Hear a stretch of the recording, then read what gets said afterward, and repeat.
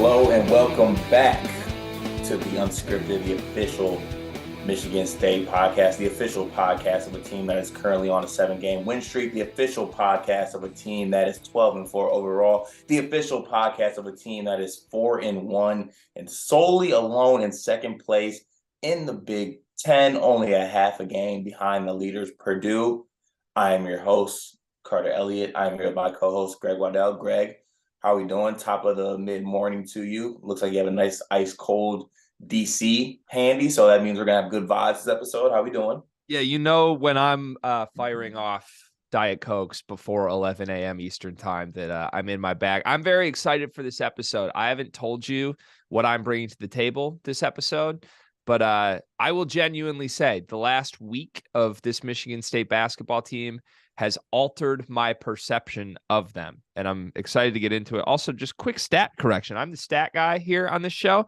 You're not a half game behind Purdue. You are tied with Purdue for first place in the Big Ten. So if you wanted to do any premature crowning, if you wanted to do any hang the bannerisms on Thursday, January 12th, you certainly could. You are in possession of first place in the Big Ten, my friend. I congratulate you and the team that is playing great basketball right now. Gregory, I really appreciate that. And sorry to the avid and the loyal Unscripted listeners. We haven't done an episode since. Well, we actually had kind of a string of games here that kind of just popped up kind of quick on us. So let's go back to the rivalry game, this win. Let's go back first, and then we'll work our way forward to the games coming up and the games that just happened. Thank you for that directional little point you just gave me. That was pretty good rhythm by you, I'm not going to lie. Last Saturday, the Michigan State Spartans were able to beat their rival, the Michigan Wolverines, by a score of 59-55. We talked about it a little bit on our other channel, but we decided that, of course, on the official podcast of Michigan State, we had to talk about it here. It was an ugly basketball game, folks. There's no other way to put it. It was an ugly basketball game both ways. And no, it was not a defensive struggle for those who are just watching the box score and kind of just taking notes off of that. It was not a defensive struggle. It was just a badly played basketball game by both teams for the most part. And basically, I think Michigan State was just able to make more plays in this game and get more stops necessarily. I mean, sometimes we come on these podcasts and we break down a bunch of stuff, and sometimes it just comes down to simple stuff. We made more shots and got more stops than them. A win's a win. I don't care if it's ugly, if it's pretty, whatever it is. I compared it in an article I wrote to like that dog that's so damn ugly that it's kind of cute. That's kind of what the win was for us. So I'm happy about it. Greg, as the aforementioned, I don't know what your split fandom. I think I'm a Michigan basketball fan. We can call it what it is. I'm a Michigan basketball fan, and yeah, I mean, I do the Unscripted podcast. I know some people don't like that, but I try to bring the positivity. I try to be objective here. I love talking Michigan State basketball. I really genuinely do. I like it more when they're good. And it's starting to be my favorite time since we've done this, that we've talked Michigan State basketball, because it's fun to talk about this team right now. Also, You With The Pen, just quickly, You With The Pen is a monster. I didn't read that article yet. I'm sorry. I'm now regretful of my own decisions of not reading that yet, because if you're just out here making the dog that's so ugly it's kind of cute comparison, you're one of one, Carter Elliott. I'm impressed. I thought the wise philosopher Hunter Dickinson actually summed it up pretty well and pretty respectfully, which was shocking from him. But he essentially just said, Michigan State played better than us. What are you going to do? Give them credit. That's a great team. It's a great team that's really well coached in a really tough environment. And if you don't bring your A game, you're not getting a win in that spot. And that's what happened to me. Michigan played really poorly. I think you can give Michigan State a lot of credit for doing some things to make Michigan play poorly, particularly how they defended Hunter Dickinson, because Hunter is the kind of guy, even when his team shoots 3 for 20 from three, he's the kind of guy that if you're only going to score 58 points in a game, he'll win you the game. And I thought Izzo was a step ahead of Juwan Howard. He was a step ahead of Hunter Dickinson. Hunter said it again. I don't not the biggest round ball podcast guy, but it was interesting to listen to this segment because Hunter actually spoke kindly and thoughtfully here. And he was like, look, like Michigan State as a program doesn't like to send doubles. That's not who they are. And we talked about that a week ago. Like they want to go mano-a-mano, one-on-one, prove that their 5 are better than your 5 at every spot. And Izzo was not too egotistical to realize he needed to send a double with this team. That's the type of thing I did not expect from him. So I give him a ton of credit. We talked about it too. It's not just that he doubled. He threw creative doubles, double teams that look different, coming from different spots, doubling off different guys from different angles on the court. And I thought it really took Hunter out of the game in the first half. I mean, Jawan had him on the bench because in his mind, he was playing so poorly. By the time he started to get it going in the second half, they were already down double digits. And that's just a hard hole to climb out of when you're not making shots. So to summarize, it was a rock fight. It was not a pretty game. Michigan State can win those games. They certainly can win those games a lot more than Michigan can win those games. And I think you have to give Michigan State a lot of credit for what they did defensively. The only flip side of that to me is that I still think like a lot of Michigan's errors were forced errors, which give Michigan State credit. A lot of Michigan State's errors offensively were unforced errors. We had guys just airballing wide open shots. Izzo said like he can't remember a game where his guys airballed 5 open shots before. So for that to happen and escape with the win, you're right. You take that 100 times out of 100, especially in this rivalry. But all in all, it's a tough one to look at because you're like, man, give Michigan State credit, but at the same time, man, Michigan State kind of stopped themselves from winning by 20 in this game, you know? Yeah, definitely. And I actually saw someone made a good point, and I don't know if it's a stretch or not, but I saw it on one of the message boards or something like that. And I actually just want to get your initial thoughts on it. You don't got to go too deep into it. Was it better that this wasn't a blowout win as far as the next game going that's in Ann Arbor? Like, do you think this changed the game at all? That it was like, let's say it was a 20-point blowout. Do you think that changes the next game at all? I personally said no, but I like your thoughts on it. I think I would say no, too, just because these teams are so familiar with each other. These players are so familiar with each other. I mean, there's some youth and some inexperience on both sides, particularly in Michigan's playing rotation, though. Like Michigan has more guys that need to be on the court the whole game that are new to this rivalry. But I don't think so. I mean, we've seen blowouts in this series in the last couple of years, and they've split the last handful of years. Like I think every year that Hunter Dickinson's been there, they've gone 1-1, at least in the regular season. So I don't think it would. If anything, like I think it could if there was an element of like, oh, these teams saved something for the second matchup. Like, is there something strategic that one of the coaches was holding back from that we didn't get? I don't really think that happened, though. Like, I would anticipate both coaches go into game 2 with the exact same game plan, and it's just about who can execute better. Right. And really the difference in this game, at least statistic-wise, was basically the 3-ball. Yeah. State was able to knock down the 3-ball. We shot close to 40, even with the air balls. I mean, we shot around 30-ish%, like mid-30s from 3, which was the difference with Michigan shooting around 15%, 11%, I think it was, from 3. And I think that's going to be a theme with this Michigan State team, to be honest. I think that we're never going to be a dominant 2-point shooting team just because, to me, finishing at the rim and finishing 2s is about athleticism and size. And we don't necessarily have that. Like Tyson, for as great as the finishes that he has at the rim, and he had some really good ones against Michigan, he's an undersized player and needs to make tough finishes at the rim almost every time he goes there, to be honest.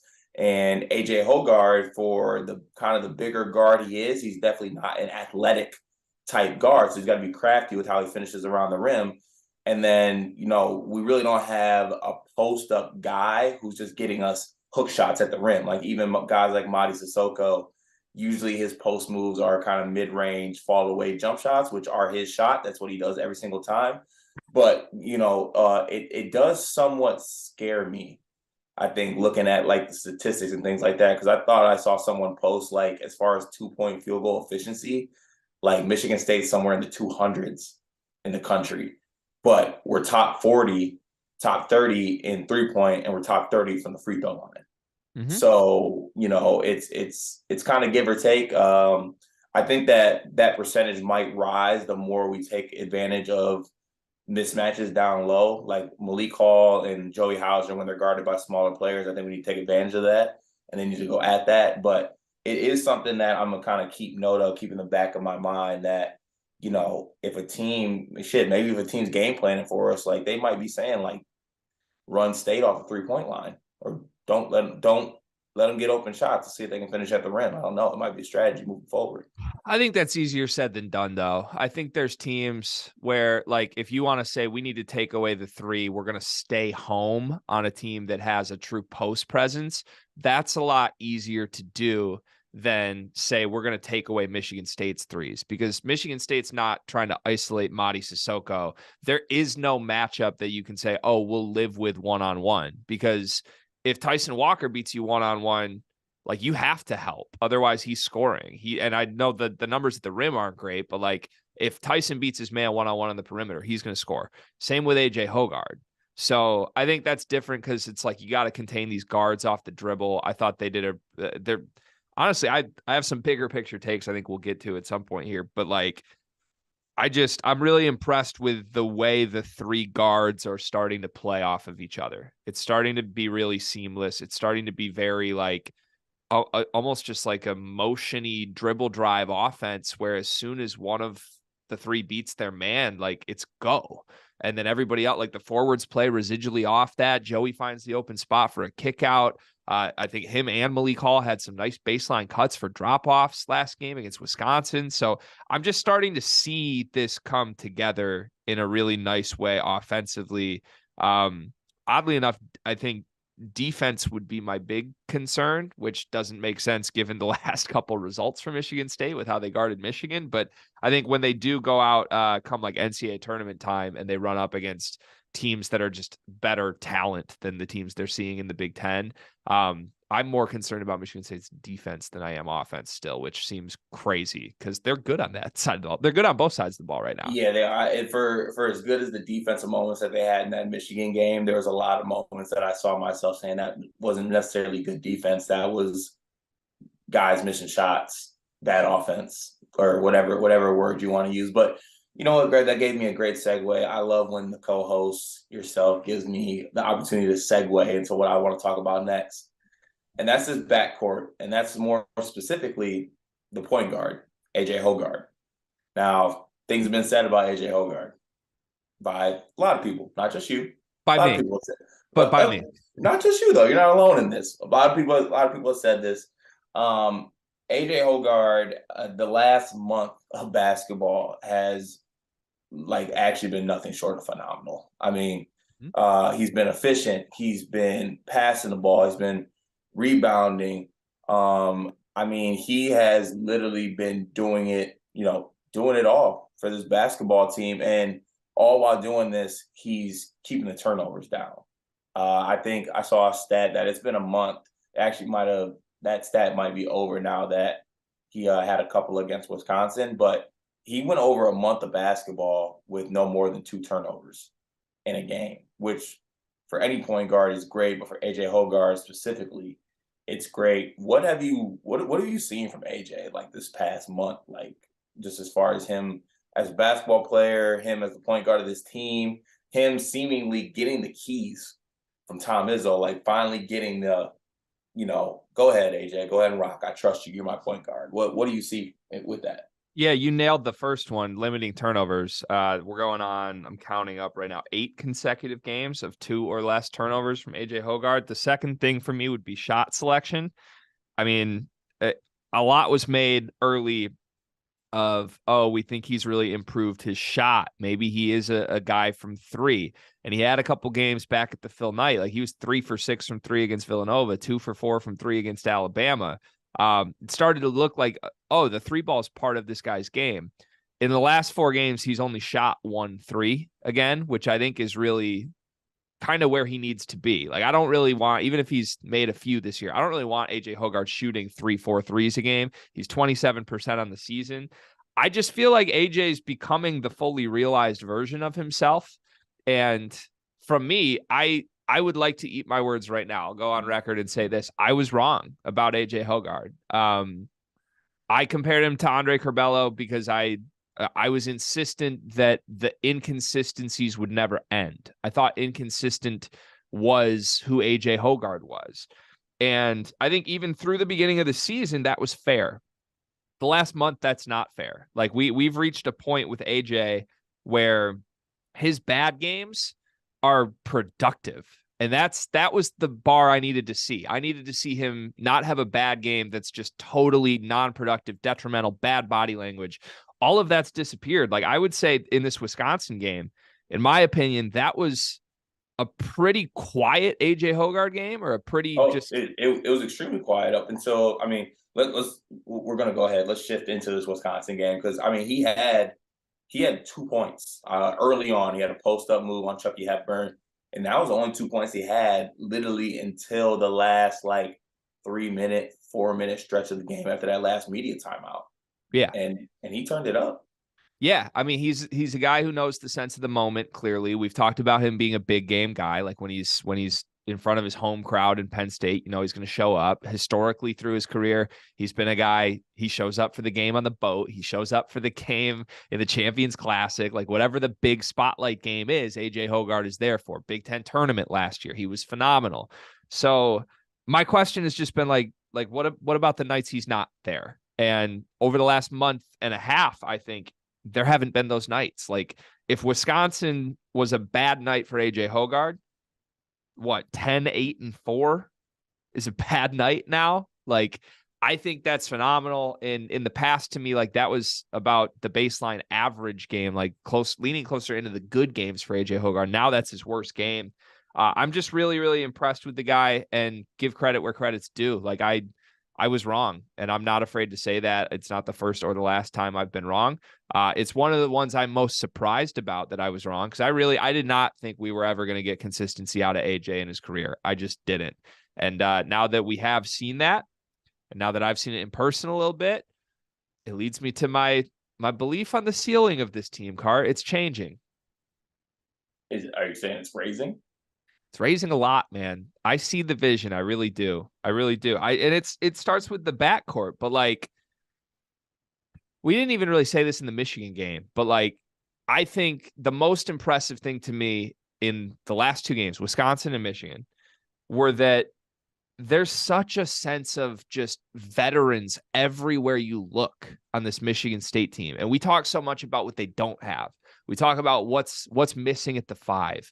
Like, why hasn't Jaden Akins realized his full potential? Why is there nothing on the bench? Blah, blah, blah. I've been the biggest critic of it for years, but I don't think anyone is talking enough, or at least we are not talking enough about what this team does have. This team has 4 vets that have played so much college basketball that just know how to win and are not going to be rattled by the moment. And you're down 5 with 3 minutes left against Wisconsin. I think DK, Spartan Hoops DK on Twitter, cut up the last 8 minutes of offensive possessions. They scored every possession. And it wasn't just one guy. It wasn't, let's get the ball to our best player and get out of the way. It was AJ beat his man this time, so he's going to score 2 tough one-on-one buckets when the team needs it. Malik Hall's got a mismatch. The team's going to get him the rock and get out of the way, and he's going to out-Wisconsin footwork Wisconsin. Joey Hauser's going to hit the big shot off the pin-down screen. Tyson Walker's going to have the they just have guys you can trust in big spots. And specific to the Big Ten, there's not really any other teams that have guys that feel that way. Even Purdue, you look at, they have the National Player of the Year, Zach Edey. Of course, you trust him. The freshman backcourt's been great this year. But if we're talking a game in early March for a Big Ten tournament championship between Purdue and Michigan State, I'm taking Michigan State's vets over Braden Smith and Fletcher Lawyer in that spot. And I think that's going to translate. I really do think that's going to translate to the NCAA tournament, because again, and it's all matchup dependent. They could run into a team that just has the perfect matchup for what the things we said Michigan State doesn't have. But this team's too good to get blown out in a high leverage spot. We haven't really seen that this year, right? Other than Notre Dame. And that was just when they were super tired and the legs fell off. But to me, if it's a close game, advantage Michigan State in a huge way. And that starts with AJ Hoggard because the whole team plays off of him. He's had a couple passes, dude, where like, I don't even know how he sees these, but he ends up creating a shot for Tyson Walker where, like, you know, the type of ones I'm talking about where he gets like 2 feet in the paint and just makes a skip pass and Tyson's relocating on the fly. Like, those two are fitting together more seamlessly than I ever anticipated these two guys would. I love 2-foot Hogarth this year. Yeah, I love it. The jumps, the jump stops, the everything, just the in controlness, just it's beautiful. And it's just changed because, like, when you look at those 4 guys, right? Like, even the Michigan State fan base has been so like, oh, we don't know what we're gonna get from Joey tonight. And like, I don't know that Michigan State fans would ever say it, but until the last month, you never knew what you were going to get from AJ. Now we're at a point where I know what we're going to get from those 4 every single night. I just do. Like, it might be on the low scale of what their consistency is, but like, you know what you're getting from those 4 every single night. They're one of the only teams in the Big Ten, maybe only teams in the country that have 4 guys you know you're getting production from every single night. Again, you can nitpick. It pains me. Imagine if they had a real center around those 4. It pains me. It just is going to be what it is. But I am now at the point where, like, let's focus on what they are good at. They're clearly a real contender in the Big Ten with what they've got. They've got the classic Izzo chip on their shoulder shit to them.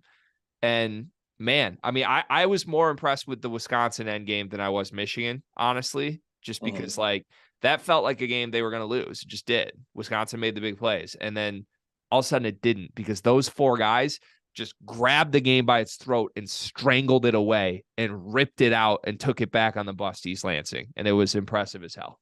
Yeah, and I was actually talking about this with somebody in one of the group chats I'm in, and they made a point that I kind of like halfway like saw it on, but I halfway didn't. Like, I think it goes, this goes back to, what was it? Actually, last year's game with Duke. Now, obviously, Duke's a more talented team than Wisconsin, but we found ourselves kind of in that same situation. It was like under 2 minutes. We're down 5. And we're like, I think in that game, we ran like a pin down for Max Christie and he missed. Or we had, Gabe Brown or Tyson maybe try to make a play in that game. We didn't make the plays down the stretch, you know what I'm saying? But this year we had guys, like you said, that with 3 to 4 minutes left in this game, we had offensive execution perfection, basically. You know, the other thing that's really helping this, though, like I think I've been as praiseworthy as I possibly can be, right? I think this is a fair thing to say. Part of why those 4 look so good this year is because they're just on the floor always.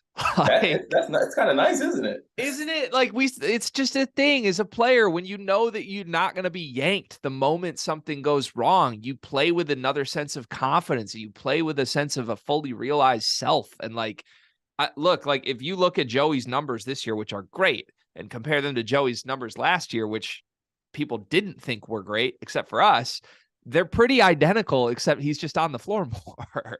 So I give him credit. I give Izzo credit because even as much as we made fun of it, like the decisions in the offseason have now led to a point where he has his 4 players playing as close to the ceilings of their individual selves as they were ever going to be.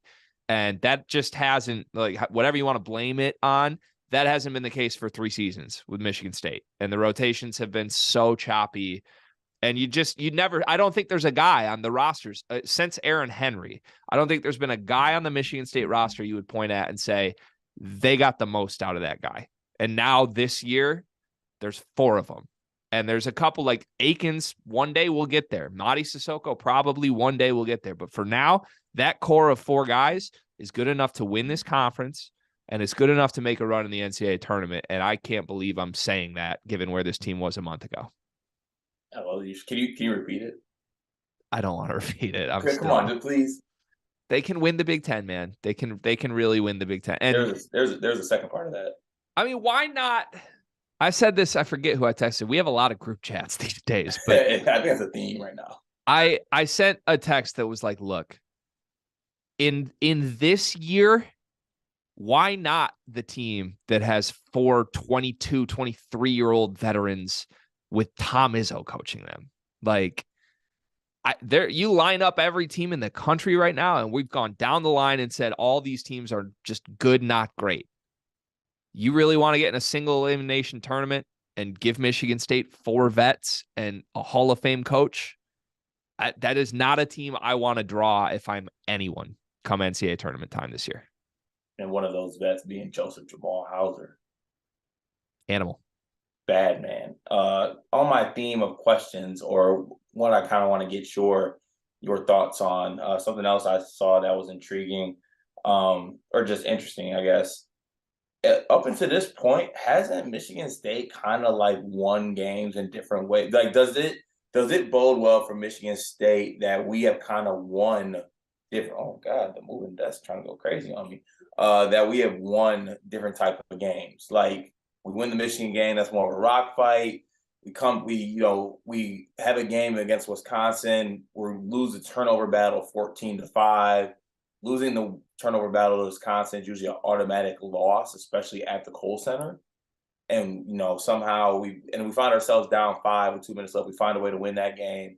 We kind of play the more up-tempo game with Kentucky, win that basketball game. Obviously, no comment on Kentucky basketball at this point.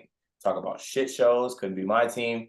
But do you think like Michigan State has shown that they can win kind of any type of game up until this point of the season? Yeah, I do. I don't think that necessarily means much, though. Mm-hmm. Like, I like your point, and I think it's true. Like, no matter what style the game is, I'm not worried about Michigan State's chances to win it. And I don't think there's a lot of teams in the country you can say that about. But it doesn't necessarily make me think more highly of Michigan State with the fact that, like, they've done it in all these different ways. Like, honestly, I would rather Michigan State plays the same way every single game and is just so good, they're going to enforce their style of play and they're going to separate and win comfortably. Like, if there is one criticism of Michigan State, it's that despite how good the record is right now, there's a very small margin from where they could be record-wise. You know what I mean? Like, we can sit here and praise them all day for scoring every single possession down the stretch of that Wisconsin game to win. What if they didn't, though? Like, what if just a couple of those shots were missed early? And, like, isn't it a totally different narrative at that point? Or what if Tyler Wall plays? Not saying that had a huge impact on the game, but it's just like if one play in Kentucky goes different, and Kentucky looks like an NIT team right now. If one play against Villanova goes different, and Villanova's 9-8 right now, like, there's a lot of shit on this schedule that, looking back, it's like, ooh, they escaped because of the vets and because they're Gregory. Are you in here calling us TCU? Not at all. Not at all. I'm just saying, like, you have to, I think you can both give them credit for they find a way to win, and also be honest that, like, it would be better for this team if they're not in a spot where they have to find a way to win. Like, I think that's why the advanced metric stuff doesn't love Michigan State. Like, still to this point, they're higher in the record standings than they are on KenPom or Torvik or any of that stuff. And like, just crack the top 50 in net. I think that's too low. There's no way there's 47 better teams than them in the country. But it's a very small margin in all of these games. And I think at some point you hope they start creating some separation. I agree. But, at the end of the day, even with Wall out in this Wisconsin game, like, obviously I still had a certain fear because you're playing at the Kohl Center, and I don't think many people notice, like, kind of what Stephen Crowell's been doing for Wisconsin. Like, I would kill to have Stephen Crowell as a big on our team. So I don't know, like, even these last couple of games with him out, with Tyler Wall out, was who I mean by him. Like, Crowell was averaging around 20 points a game. I believe he had 18 against us, maybe 18, 20, maybe like 16 in the second half.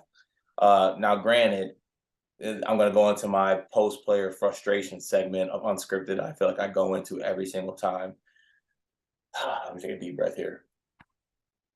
The scouting report is so important when you're guarding people.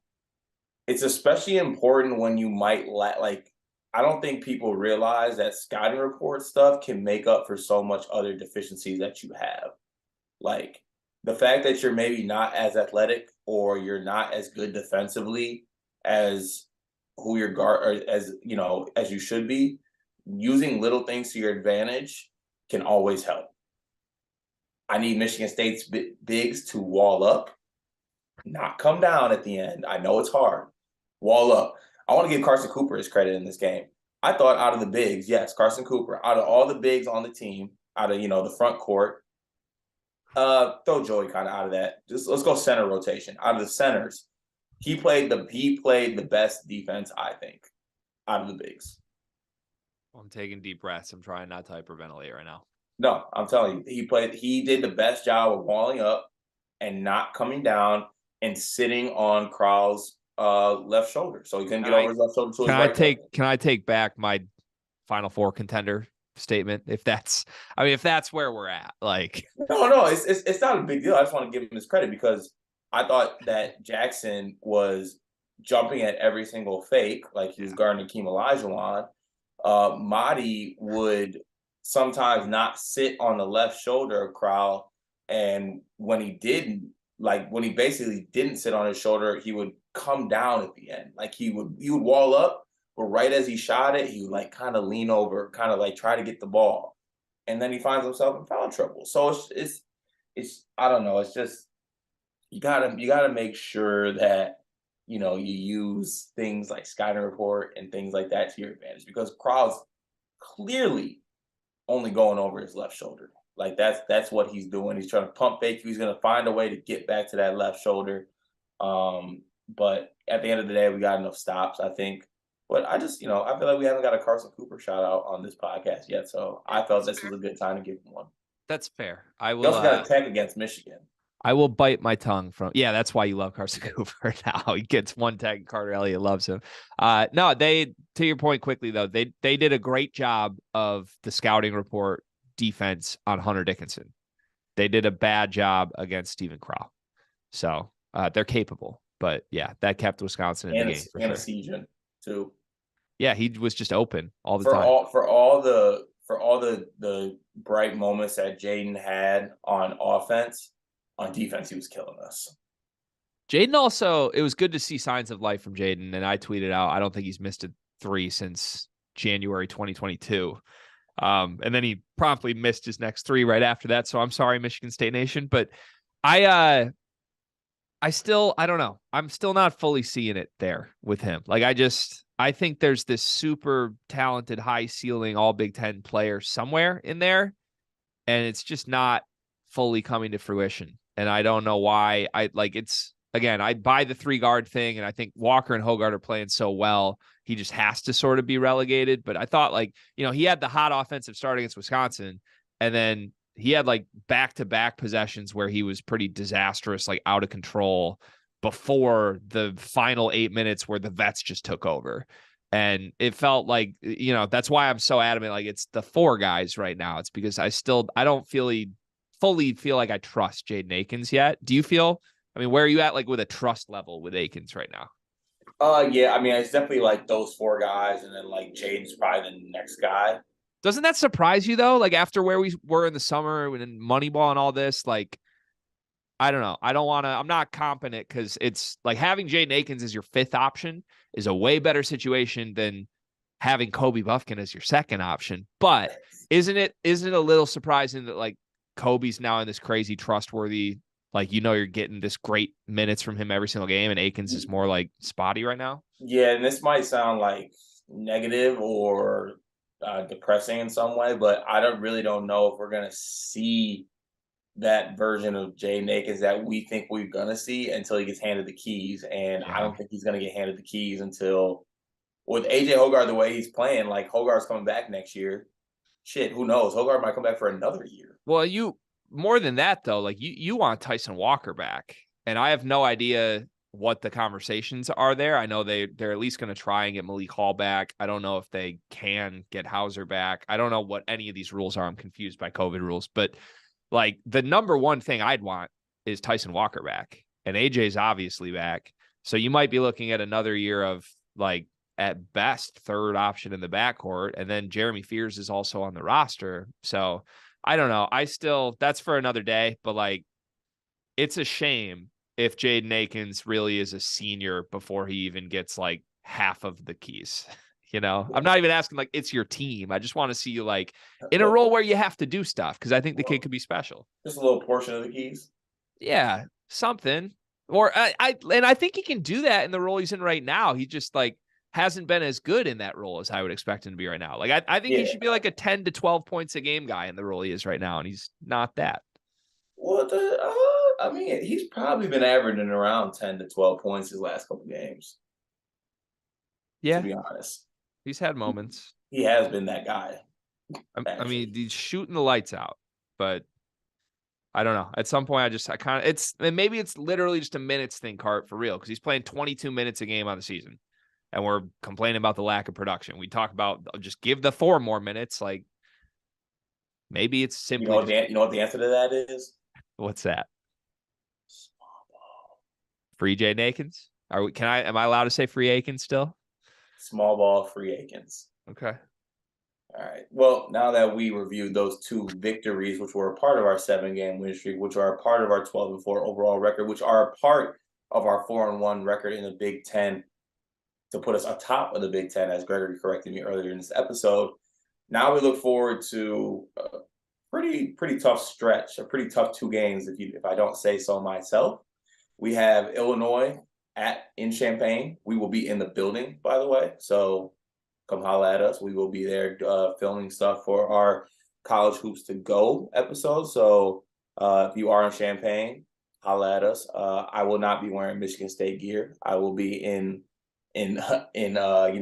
my show mode. I will be even keel. And then we have a home game on Martin Luther King Day, Monday at home against Purdue. Gregory, let's go to Illinois first, and then we'll go to Purdue. I'll start with my point. I'm not feeling confident about this Illinois game. I'm truly not. Why? When I look at what? Why? I'm just surprised by that. Why? Because even though we're playing good basketball, I just kind of go through Illinois' team and kind of how they match up with us. And, I just don't really see, I don't know. I feel like if Illinois wanted to, they could take advantage of mismatches with us. Now, I think it'll be a good game, but I think Illinois kind of coming off 2 wins after the drama that they've been going through. They're back at home now. They're kind of fighting for their Big Ten lives in a sense. They need this win, I think, more than we do. Yeah, I agree with that. I think Illinois needs a lot of wins right now. So I don't think that's necessarily anything about this game in particular, just then the state of their season. Also, I think when Michigan State goes 2-0 in a week with a rivalry win and a road win, like they bought themselves some room for error unless they want to just win the Big Ten outright, which should be the goal right now. Like no one's going to be upset at Michigan State for losing one of the next 2 games. With that said, I don't know how you look at Illinois and how they've played the last month and not sort of flip your switch on like, oh, this is one we could get. Because I get like they've played better the last 2. They've showed signs of life ever since Sky Clark transferred, but this team is still wildly inconsistent. This team really doesn't have a true post threat. It's Dane Danger, but they don't use him like he's going to be this guy they want to score 20. So, I think Michigan State can take advantage of that a little bit with the small ball stuff. I think the forwards match up well with Coleman and Shannon. I think Michigan State has a huge advantage in the backcourt. Illinois has 1 point guard on the team right now, and he's a true freshman who doesn't really play great defense, in my opinion. He can score, but I don't know. I think it should shift, but that's my outlook for everything Michigan State should shift right now. In a week, we've gone from this team needs to try and crack 500 in conference to no, let's go win the conference. And find a way to go 2-0 this week, Cart.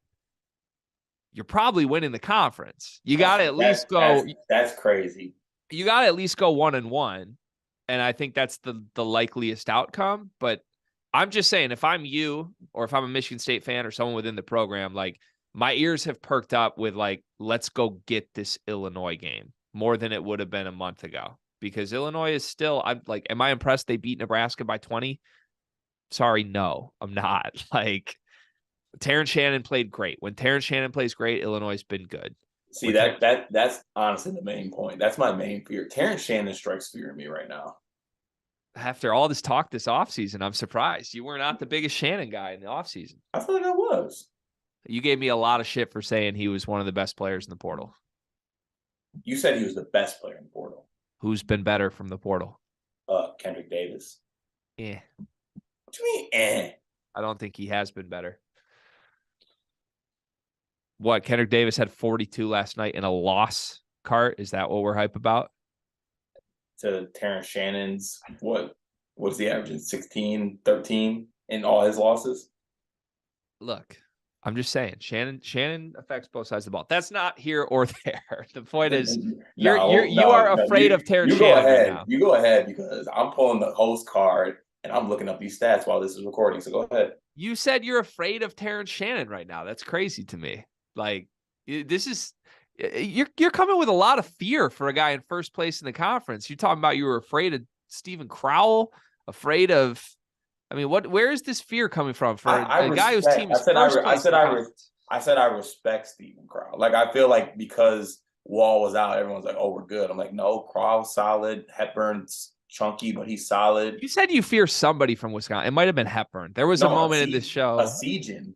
Okay, well, your team's in first place, dog. Can I get you acting like it? Like, this is like, come on. In the offseason from where we were with this team, a week ago, I said this team would finish 10th in the Big Ten, Cart. They're first right now.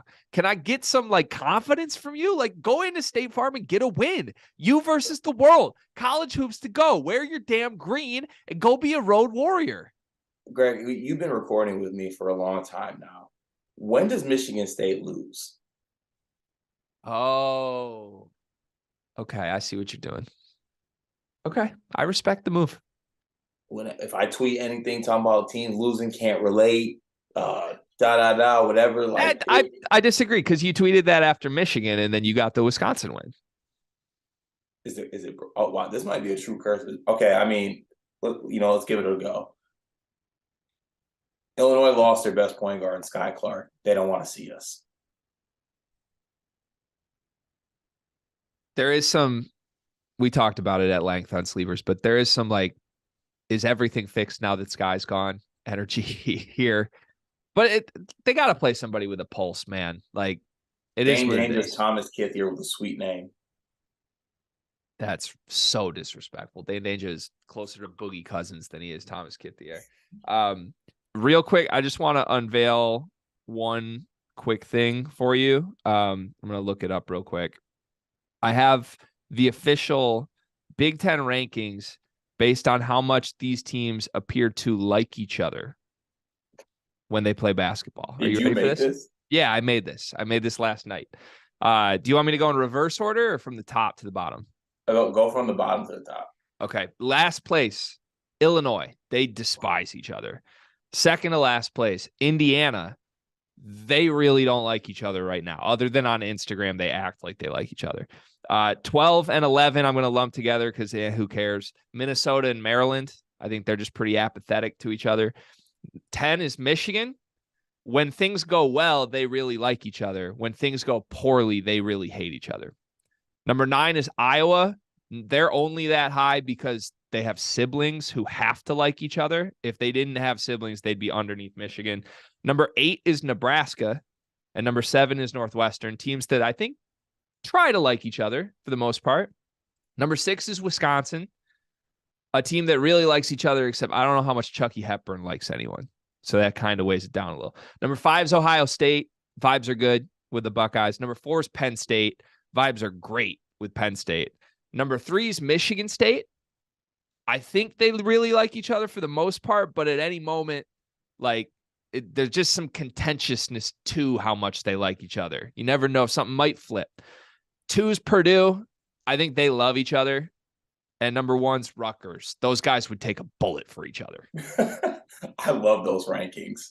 I mean, that's the Big Ten in a nutshell, man. The top 6 in that too are flawless. I mean, the whole list is pretty good, but the top 6 are just flawless. But so if you're the number 3 team as far as liking each other, and you're going on the road to the number 14 team, the last place Big Ten team as far as liking each other, that's a winnable game, dog. That is a winnable. They might be firing up the likable scale though now that they don't have the same team they had 2 weeks ago. Yeah, you never know. You never know. So you stated it, but I do want to get your official statement on this. 1-1, you're happy with this weekend? No, not happy. 1-1 is the expectation for me with this Michigan State team right now. And that's because my expectations have risen so much, as you can see. I think this team should contend for a Big Ten title, given where they are at right now. And I think they're capable of doing it. I wouldn't say all this if I didn't think they actually could do it. That's the other element here. It's not just like, oh, they started out hot and they're there. At this point, they can do this. And if you believe that, 1-1's got to be the expectation. 0-2 is not disaster. It's not season ending, but you got to get one of these two. And really, I think it's more likely they go 2-0 than it is 0-2, Cart. We're getting the Purdue game. Whoa. We're getting the Purdue game. It's at home. It's, I think we've shown that we've had the ability to game plan for dominant bigs. I expect Tom Izzo to have a really good game plan for Edey. And we don't lose to lawyers. I mean, Davidson last year, Foster tried to come back, get his get back. It didn't happen. It's not happening with Fletcher either. So we ain't losing to no lawyer. We're especially not losing to a lawyer in the Brez. It's unacceptable. See, I think it's more likely you beat Illinois, lose to Purdue would be my take. But I think you can. I mean, you're talking about teams that don't scare me. Purdue? Yeah, like that. Not Edey. Zach Edey's scary. The rest of that team is not scary. Yeah, they got an edge to them though. They got an edge. Like they are Lafayette edge. They don't have like a real edge. No, they got an edge, dude. They got a big game edge. They got a go and gets tough edge. And the only reason they beat Penn State is because Penn State decided it'd be fun to play on a neutral site, like some goofballs. I mean, what's the only reason they beat Gonzaga and Duke by 25? Like, caught them earlier in the season. Duke stinks. They're a good basketball team. They don't. Purdue beats the teams on their schedule by 30, even though they had a long string of not covering. But like, Purdue creates that separation I was talking about. They do that against teams that are undermatched. Michigan State has not proven to do that yet. They just find a way.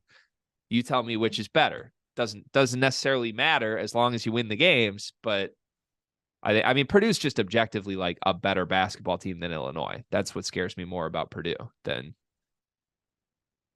like we're really that afraid of the State Farm Center.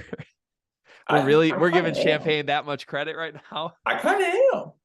I like Illinois, man. I'm excited to be in that building, but that's a gettable game. Both of these are gettable, good resume games. And honestly, for Vi's purposes, like besides the team, I would be ecstatic to record our next episode of Unscripted if we are by our I think that'll be our first episode of Unscripted when we're in first place in the Big Ten.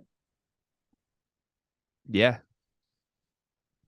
Yeah, you're right. This is a big week. We said last week was a big week. Michigan State passed it with flying colors, 2-0. Bada bang, bada boom, Carter Elliott. And now it's another big week. See what happens. Another big one. I'm gonna go ahead and wrap with this one, Gregory. The Big Ten vibe check, as I always like to do. I don't think Michigan State was in your contender category the last time we did this vibe check. I'm guessing they're firmly there now, correct? Just in Big Ten contender? Yeah, Big Ten. Yeah, Big Ten contender. Yes. What does vibe check mean? As it applies to this? Like, are we talking team vibes, or are we just talking like? I'm talking about top 4 of the Big Ten. Oh yeah, I think that's clear. After but last time we did that, you said no. You said we were more of like a 6 or 7. Yeah, so. I think I at one point a couple weeks ago I said I think it's likely this team finishes 9th or 10th. You don't finish 9th or 10th and start 4-1. So mission accomplished. I would have had Michigan State losing at Wisconsin or at least one of the others so far. Look, they've got a very tough schedule until you remember everyone in the Big Ten stinks. So let's not make too much of the schedule. In a normal year, yes, this would be a horrible schedule. This year, every single game's winnable for this team. So I'm not going to doubt Tom Izzo anymore. Not according to Kenny Pom. Kenny Pom might want to check the algo, boy. Like, I'm just saying. I know which side I'd like to be on when it comes to the algo boys. The Jim Boeheim of algorithms. So basically what I want with the vibe check is give me your top 4 in the Big Ten right now. Purdue and Michigan State, 1A, 1B. I still want to put Rutgers in there. They've been winning road games. Is Ohio State still in there for you? I know you love the Buckeyes. I like Ohio State. I think talent-wise they are for sure. But they've dropped some they shouldn't. I mean, they blew the Purdue game late, 3-point lead with 30 seconds left, and they lose it. I'm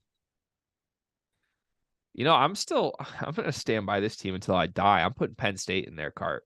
Wow. I think this season ends with a 4-way tie at 13-7 in the conference, and Michigan State's in there, Purdue's in there, and I'll put Penn State in there. Penn State and Rutgers are in there. Crazy year. Wow, that's insane.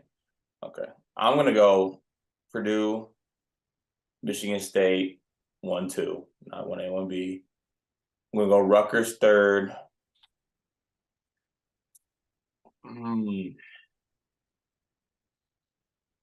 This might be stupid, but I think I might go Iowa fourth. Wow. I'm not selling my Iowa stock. I'm holding on to the last little tiny bit. The last little bit. The hard part is it's just hard to know like which of these teams are playing well versus they're just playing other Big Ten teams. Like, we're giving Iowa credit for turning it around because they came back from down 20 at home to Indiana when Race Thompson went hurt. Like, that team was down 20 points at home to Indiana, and now we're acting like they fixed everything. Like, same with Illinois. Like, okay, you went to Lincoln and you blew out Nebraska on a night where they were in the double bonus 5 minutes into the half and couldn't hit a 3. Like, hey, you and I know it's tough to go into Lincoln and blow out a team. It's tough to go anywhere in this conference for all these teams. But I don't know. It's going to be a constant year of us like talking ourselves in and out of teams just because everybody's so mediocre, man. Everybody's so mediocre except for Purdue, Michigan State, and Rutgers right now. And the only point that you can take out of that last statement by Greg is that one of the teams that is not mediocre is Michigan State, and we host the podcast from Michigan State. Not all can say that because there's definitely some stinky mediocre team podcasts out there. But what I will say is I look forward to speaking with you again, Gregory, once these next 2 games come up. I feel like it'll be I know we've been pretty positive this episode for good reason, but I feel like that after these next 2 games, we'll get a much clearer vision, even though we got a pretty clear vision right now. I think we'll have an even clearer vision of kind of what this Michigan State team will be. Do you have any closing remarks besides the fact that you now love AJ Hoggard? No, I'll just reiterate, AJ, I was wrong. Great job. I respect your game. And you have proved me wrong, my friend. Yeah, I'm not going to doubt Tom Izzo. It is what it is. Congrats, Michigan State fans. You guys deserve to hang the 25% way through the season banner. And I think it's highly likely you get at least one real banner later this season, which is great. Siri, timestamp end of unscripted episode for clips from my own personal being. Thank you. I am your host, Carter Elliott, for the Unscripted. My co-host, Greg Waddell. I appreciate you joining me. Be sure to like, subscribe, leave comments. I like seeing comments under our episodes. So you're still one stub toe away from finishing 12th in this conference, though. Okay, let's see. Why would you want to end that episode like that? Knock on wood. I'm just saying. Okay. Well, we'll keep our toes intact, okay? For Greg Waddell, for Carter Elliott, we are signing off. Peace.